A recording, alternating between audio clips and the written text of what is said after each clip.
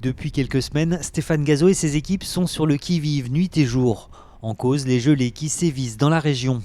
Pour protéger ces vergers, plusieurs solutions existent. La première avec l'installation de bougies au pied des arbres et la seconde par irrigation. Nous déclenchons donc l'irrigation par aspersion. Donc l'eau, en arrivant sur le feuillage à des températures négatives, prend en glace. Et si vous voulez, on forme une espèce de glaçon autour de nos futures fleurs ici. Donc elles sont dans la glace et elles sont protégées de cette façon-là. La fleur ne descend pas en dessous de zéro. L'objectif, bien entendu, mener à terme cette future récolte, surtout que l'évolution de ces pommiers sera suivie en temps réel par les marraines et les parrains de l'opération Adopte un arbre. Le but, faire découvrir au plus grand nombre la vie et les étapes de la production d'une pomme, plus exactement de la Pink Lady. Ça permet pour nous d'expliquer ce que l'on fait tout le long de la saison.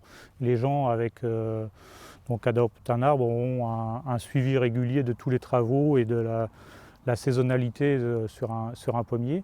L'adoption se fait en ligne et pour chaque parrain et marraine, une plaquette en bois est gravée à leur nom et placée dans leur arbre.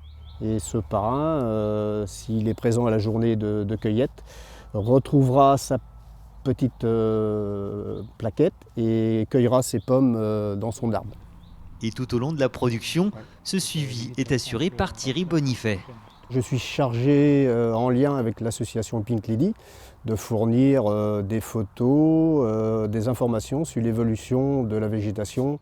Parmi les marraines de l'opération, il y a Emmanuelle Geoffroy, habitante de Blois, qui se lance pour la première fois dans cette opération et qui, comme beaucoup aujourd'hui, porte un véritable intérêt à la production locale et au circuit court.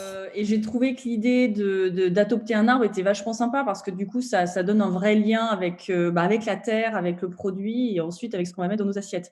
Donc c'était vraiment, vraiment sympa. Puis il y avait un côté hyper concret en fait. Et on sait d'où viennent les choses qu'on met dans nos assiettes. Et pour moi, c'est hyper important. Si elle le peut, Emmanuelle Geoffroy sera présente à la fin du mois d'octobre pour venir cueillir ses pommes.